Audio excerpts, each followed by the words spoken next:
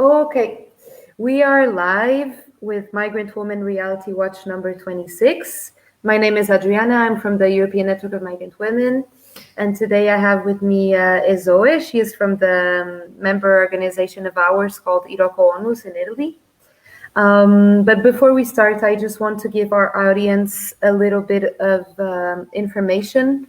This video is being recorded live, so you can always access it from our Facebook page.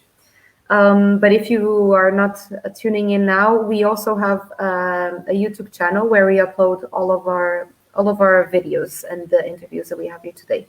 So there's a chance for you to catch up later. You can use the comment section to chat with Esohe, even though she's going to be fully focused on the interview, so maybe she won't have a chance to see it.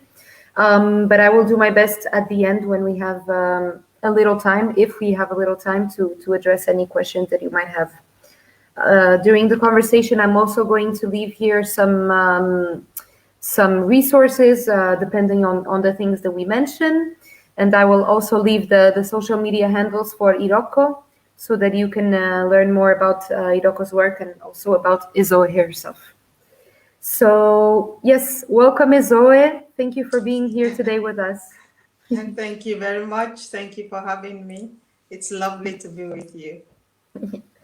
I hope we can catch up soon live, but as for today, this is what we have. Yes. Yes. Okay, so I'm going to dive right in and ask you, Esohe, to present yourself, if you could tell us a bit more about yourself. Yes. My name is Esohe Aghatise, as it appears. I'm the founder and the executive director of IROKO Onlus, which is a non-profit working in Italy and in Nigeria. I have a... Oh gosh. Yep. This is normal, especially during COVID times. Ah, there she is. Oh, sorry. There seems to have been an interruption. Yes. It's okay. Yeah.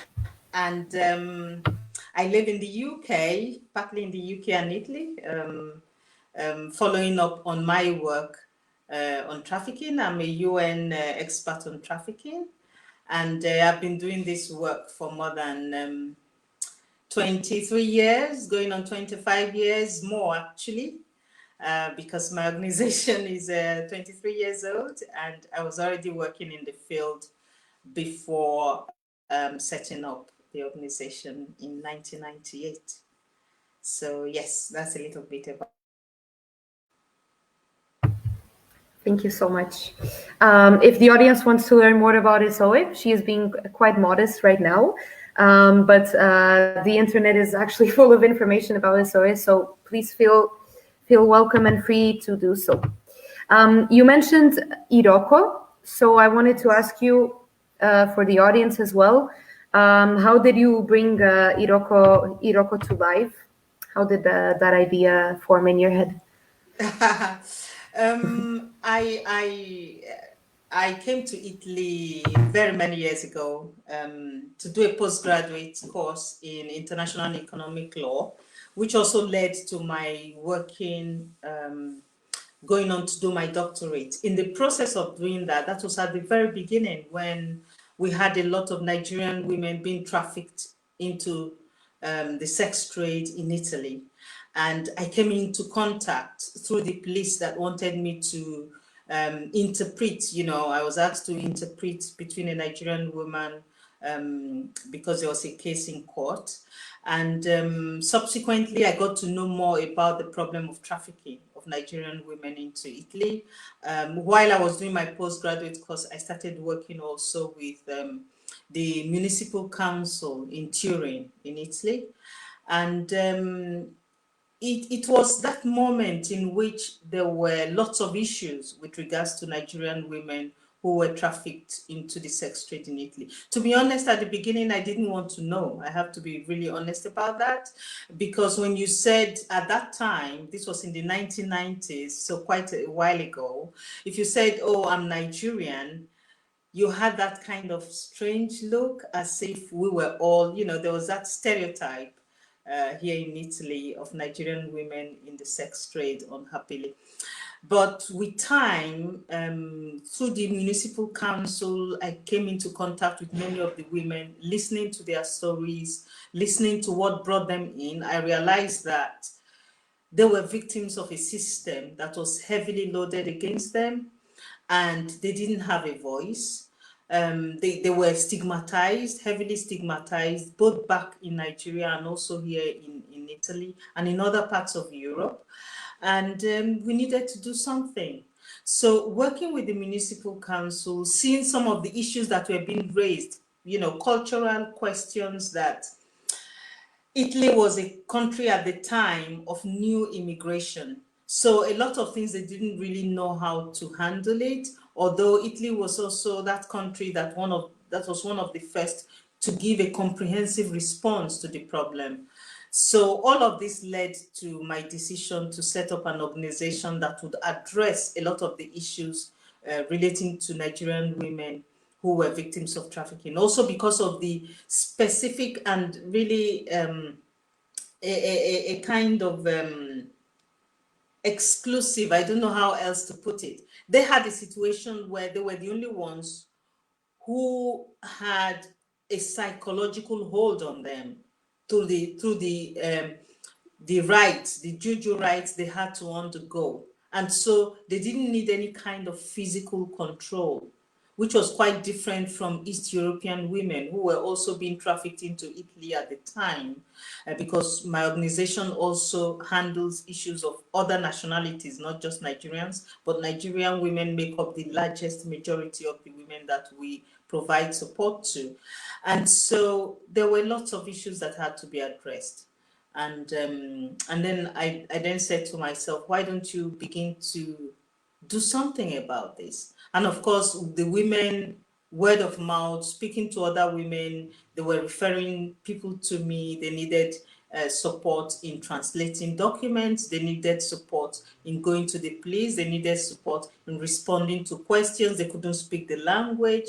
So there were lots of problems that had to be resolved. And that was one of what led to me setting up the organization. And then shortly afterwards, a couple of years afterwards, I came into contact with the Coalition Against Trafficking in Women, with Dorchen Leithold, with Malka Markovic, and then with Janice Raymond. And these powerful women, they've been such huge support to me in ensuring that the organization got funding, in ensuring that the organization grew, in ensuring that we were able to provide that needed, desperately needed support to women who didn't have a voice. So that is a part of the background to the setting up of IROKO Onlus. Okay. And 20 more years after that, how does IROKO look like today? What are the main actions or pillars? Because I guess from the needs that you identify, you then streamlined your work through different avenues, let's say? Yes, our work has been basically that of direct service provision, with a couple of, we have shelters for women coming out of the sex trade. We have shelters. We support them with cultural mediation.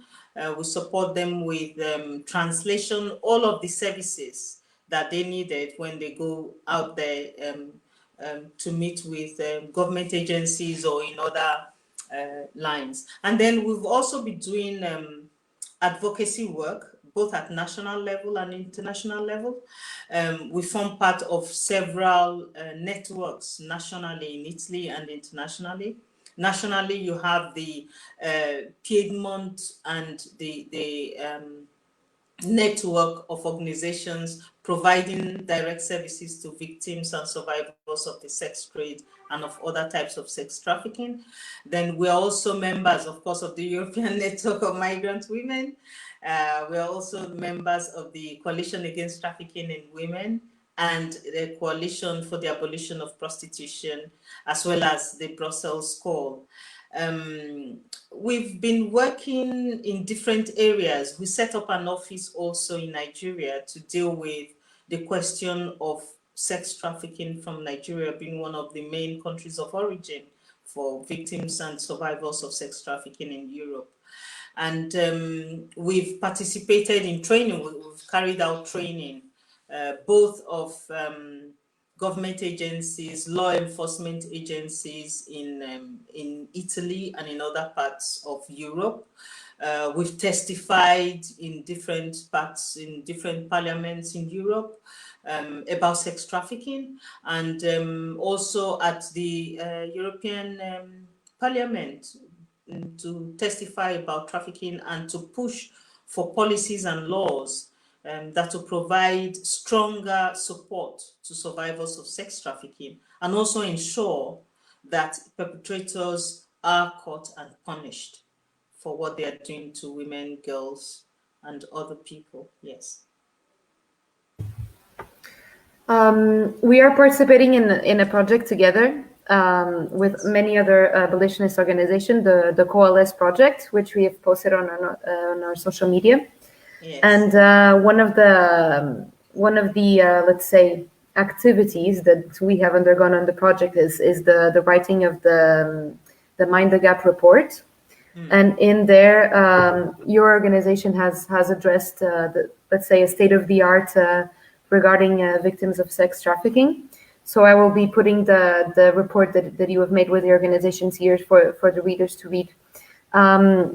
But I wanted to ask you, what is more or less the state of prostitution and sex trafficking in Italy? I don't know if there's anything specific about Italy compared to other countries, but would you say there are main prostitution trends, or what does prostitution and sex trafficking look in Italy?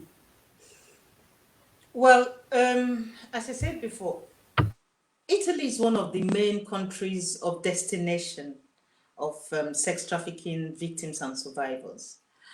But Italy is also the country that has had, we as an organization, we are abolitionists.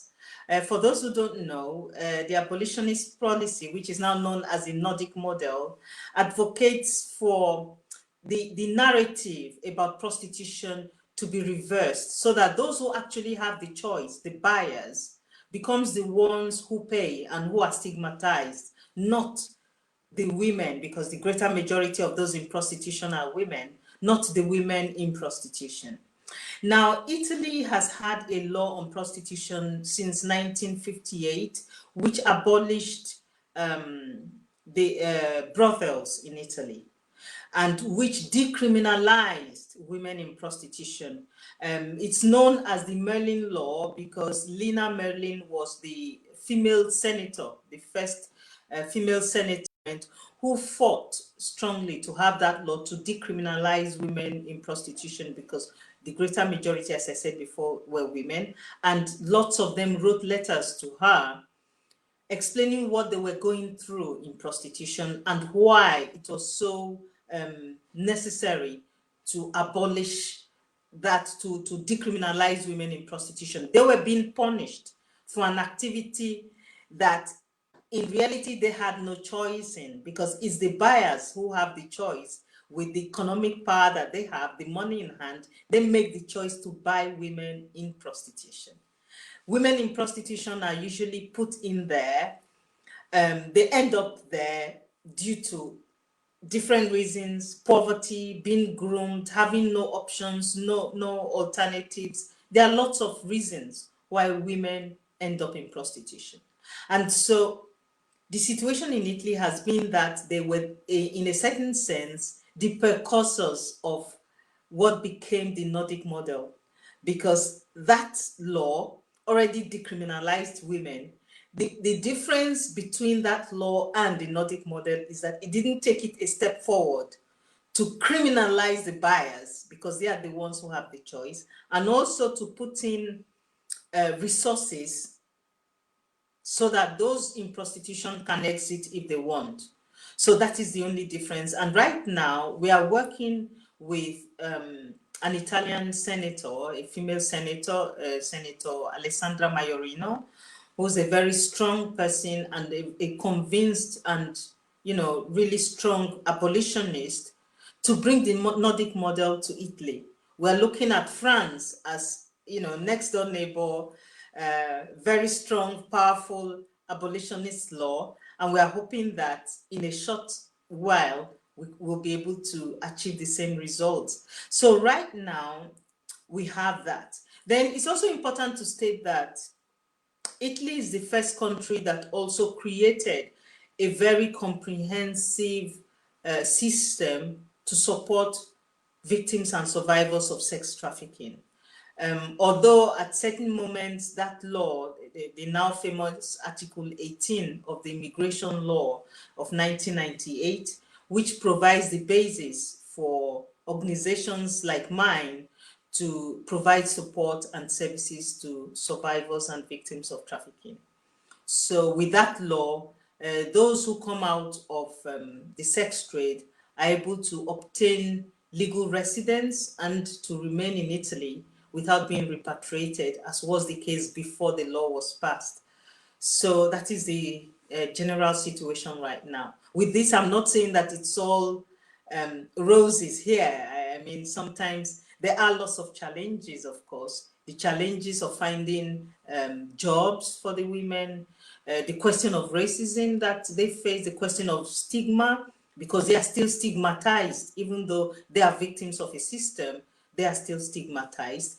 And unfortunately, the impact of COVID has been felt much more by them than by any other group, because they are already vulnerable groups. And then you add the problem of the impact of COVID-19 is been really, really difficult, very challenging for survivors here. Yes. It's very interesting to hear that the Merlin Law was kind of the basis, more or less, for the Nordic model, because we don't really hear that often, and I think it's something to be proud of, in my opinion. So thank you for bringing that back. Yes, I think it's something to be proud of. It's a law that that's not really well known, but that has made really strong impact here. And that one of that strong impact was the decision in 2019 by the Italian Supreme Court, when the Merlin Law was kind of placed on trial by those who wanted to reverse the question of prostitution and turn prostitution into something legal in Italy.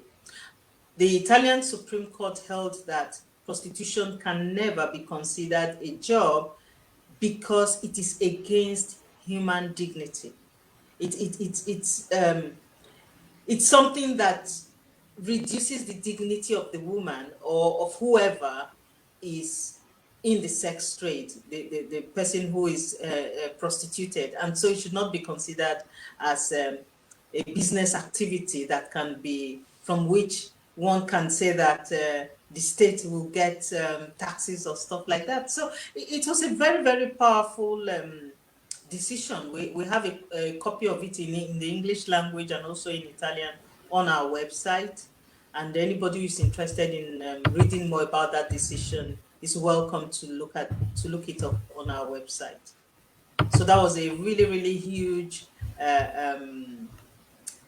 win for us in our fight to decriminalize, to bring in the Nordic model in Italy. Yes, that was really, really wonderful. You mentioned before, the concept of cultural mediation. Yes. I know that for most of people in the audience, it can be quite clear, but I was wondering if, first, step one, you could tell me a bit what does it entail to be a cultural mediator? And step two, what is the added value of having cultural mediation, or a person that is at least formed and aware in that when dealing with women that are victims of the sex trade, and most particularly the Nigerian woman that you encountered at IROKO? Well, cultural mediation is that activity in which in a context where you have the meeting of different cultural contexts, cultural people, you need to create communication between them. So a cultural mediator is someone who's trained to be that bridge that decodes the cultural contents of language. You find that sometimes when people, even when people speak the same language, the meaning of the words they use is not always the same because they come from different cultural contexts. So the meaning they give to their words, the meaning they give to what they want to say is different, even though they are using the same words. What the cultural mediator does is not to substitute herself or himself for the person who is speaking, but to create the environment in which what each side is saying is understood by the other side. So to form a kind of bridge, a communication bridge between both parties. So a cultural mediator has to be extremely careful to transmit the meaning of the words of one party to the other without changing the meaning, without interpreting in a certain sense, without interpreting using his or her own words, because that may change the content. So it's a very delicate and specialist kind of activity. Now, the importance of having that kind of figure when you're dealing with women who have been in the sex trade is that you have people coming from a traumatic experience, highly traumatic experience, where they've been through a lot of violence, where they've been groomed to believe that they don't have any value, and where each word they say devalues them even further. And so when they find themselves in certain contexts, especially where there's that asymmetrical relationship between a government agency or operator and themselves, they are at a disadvantage. And they need someone who can really put across, make it possible for them to communicate what they want, what they need, what will make them feel better. So when you have a cultural mediator, you're able to ensure that survivors of the sex trade are able to access the kind of services that the laws and policies make available to them. You're able to ensure that when you're in a context that has to do with mental health, because during the trauma, because of the trauma they've been through, they suffer from PTSD, post-traumatic stress disorder. They suffer from all kinds of, you find some of them coming to complain about having different kinds of physical pains. But when you have them do different tests, it turns out that that comes from mental health issues, not really physical issues. And so when you're in a hospital context, for instance, or in a mental health institution context, it's extremely important to be able to communicate, to assist them in putting across what they've been through and what their needs are. So there are various ways in which a cultural mediator is able to support them to ensure that they are able to put across what they need, that they know that they are not judged, they know that they have the full confidence and support of the cultural mediator, and they know that what they say about their experiences will not be used against them and will not be put out there in public. So that professional secrecy, and so being able to speak about what they've been through is also a huge help in supporting them to overcome a lot of the trauma that they've been through, to deal with the trauma and to go forward to recreate a life for themselves. So that a cultural mediator is of extreme importance when you're dealing with women who've been through the trauma of sex trafficking.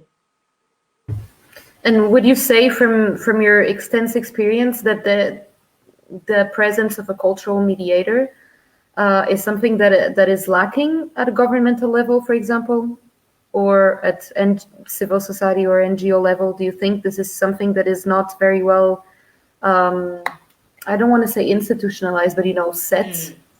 Yeah.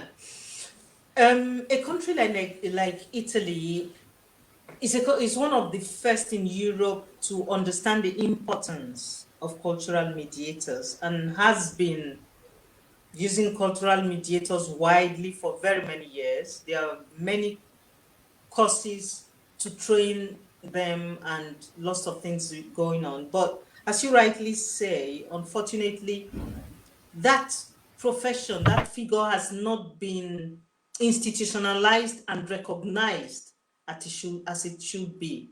It's a highly specialized profession.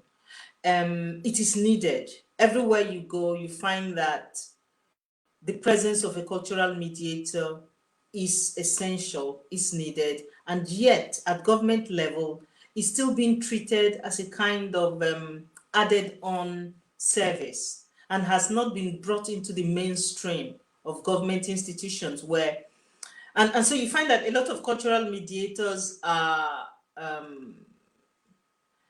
they are not, their positions are, what's that word? They are left hanging in most cases and have to depend on being on certain calls, not having contracts that will permit them to develop the profession, and so it's not getting the kind of recognition that it needs.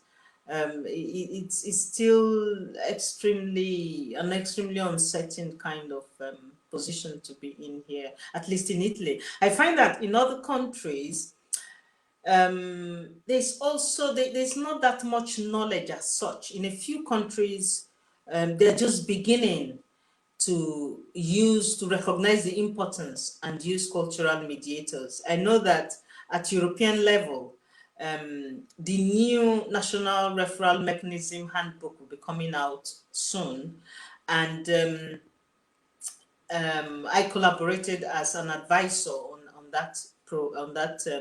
the rewriting of that handbook, and it will speak extensively about the importance of cultural mediators and why it is essential that cultural mediators are not only trained, but that they are present whenever sex trafficking victims or other migrants, for that matter, are dealing with government institutions and in all other areas where their presence is needed. Yes. I think, yeah, in the southern countries, or at least that's what I know about Italy, is that the presence of, the role of cultural mediator is kind of set back, like you said. I know of them in the case of the migrants arriving to Italian coasts, and the presence of the mediator is just very reduced, and they only let them stay for a little amount of time, so they can more or less identify the people that are on the boats, and then they direct them to the many facilities. So, yeah, definitely, there's not enough respect for the profession, I would say. But in reality, I think those that are being used at the arrival point are not always cultural mediators, more of interpreters. You see, a cultural mediator could be an interpreter, but an interpreter is not a cultural mediator. This is the huge difference between them. And so, as I said, if we already had a system that recognizes this profession, and it wasn't such the word escapes me,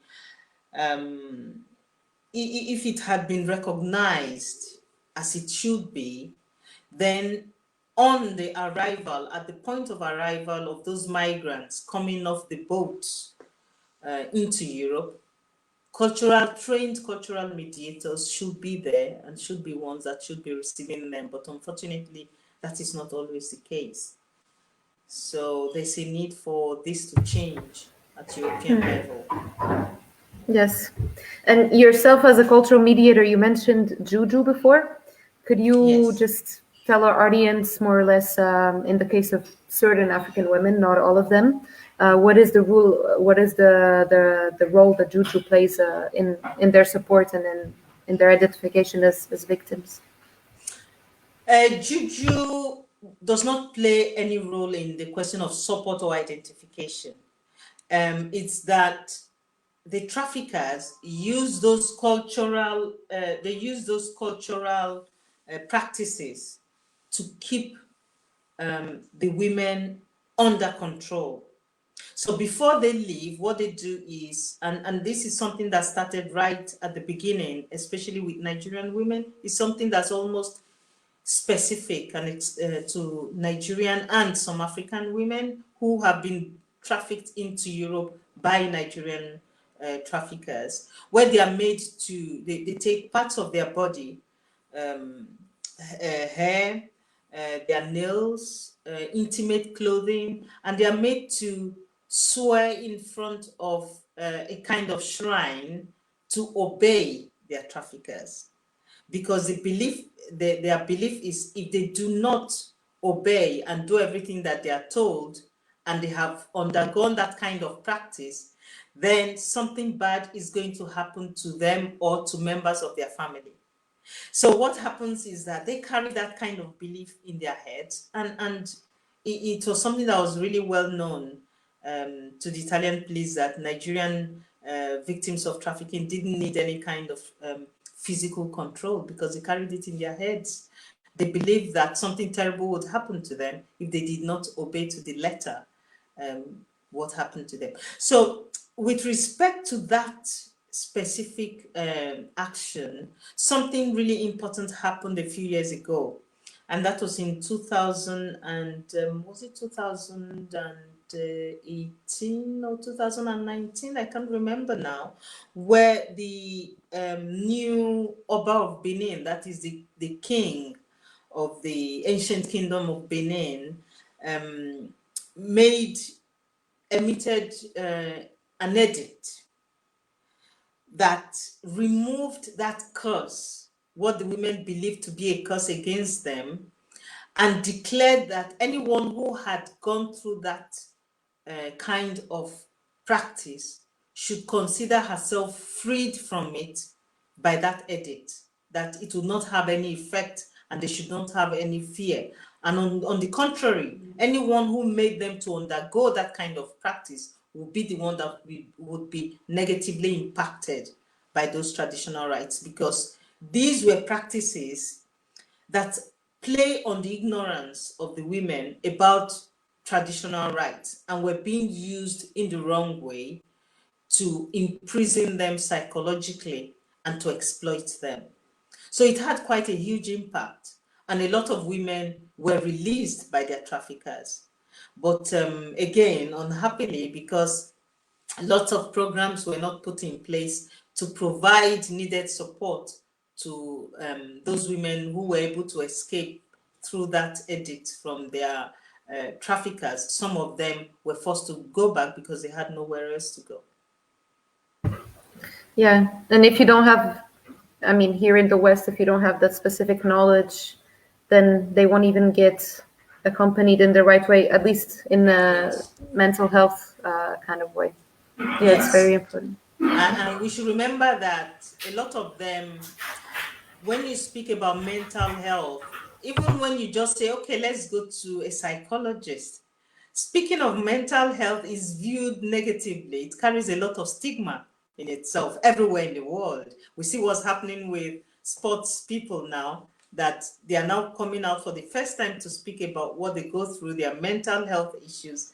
And once you speak about mental health, the general idea is, oh, that person is crazy or something like that. So when you say to the women, let's go and speak to a psychologist or a psychiatrist, they tell you, I'm not crazy. I don't need to do that. So you have to really explain to them. And that's where, again, the work of the cultural mediator is important, to make them understand that speaking about what they've been through, the fact that they can't sleep at night, the fact that they complain of various kinds of illnesses that turn out not to be physical, but more of mental situations, it's important to have that professional support. Now, in Italy, a special kind of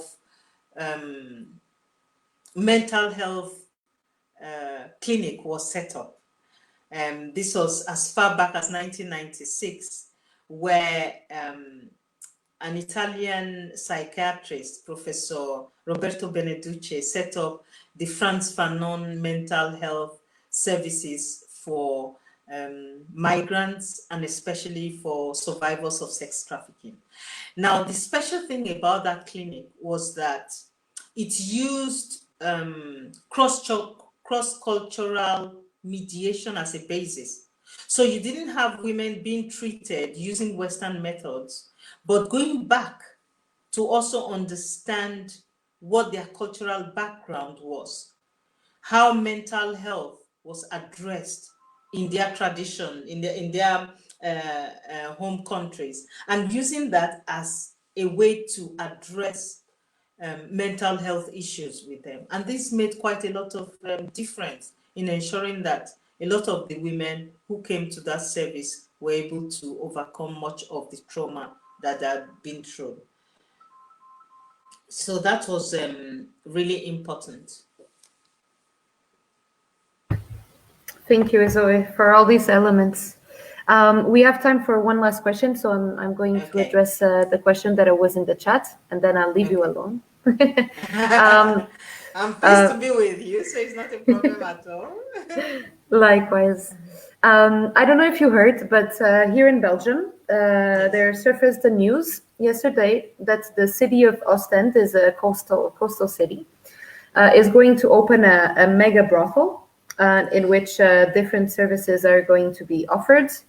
There's going to be supposedly a police station inside this mega brothel, and we have kind of the same mega brothel in Antwerp, which is another city in the Flemish part of Belgium. Sorry.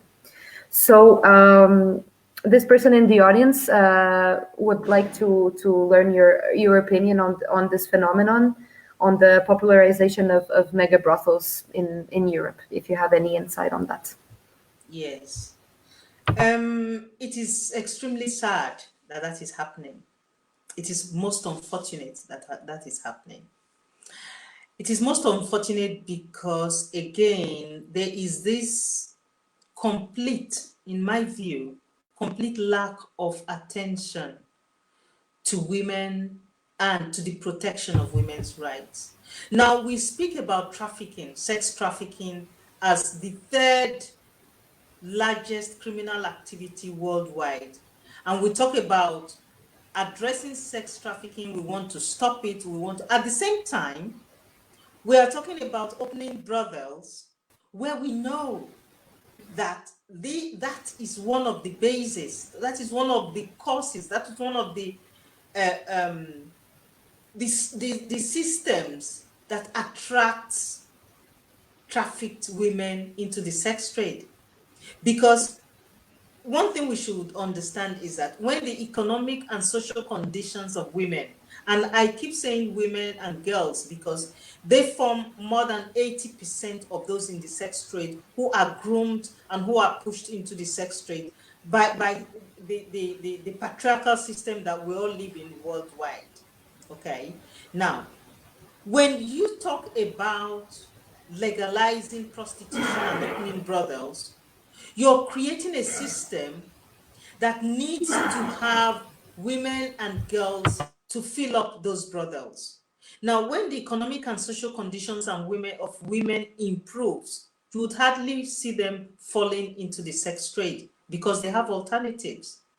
So you find out when you go to legal brothels in Germany, in the Netherlands, wherever you have this kind of situations, and there are various testimonies to this from the police and from different other studies, you find that the greater majority of those there are victims, are trafficked women, are women, migrant women who are brought into these brothels to fill up the brothels, to provide those services that native women are no longer willing to cover. So it's really unfortunate that the Belgian government is allowing this to happen, that they are not seeing this. I mean, on one hand, they are talking about gender equality. They are talking about bringing men and women together, that we are all equal. But at the same time, they are creating systems where half of the population is put on sale to the other half.